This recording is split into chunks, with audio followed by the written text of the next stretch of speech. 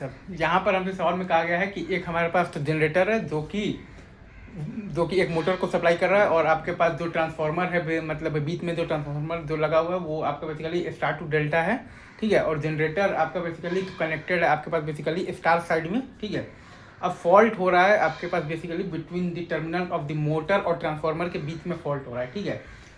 और ये भी दिया हुआ है कि दी सिमेट्रिकल जो कंपोनेंट्स ऑफ दी आपके पास जो सब ट्रांजिएंट जो करंट हैं इन दी मोटर में बेसिकली टुवार्ड्स दी फॉल्ट दिया हुआ है IA1 IA2 और IA0 का वैल्यू दिया हुआ है।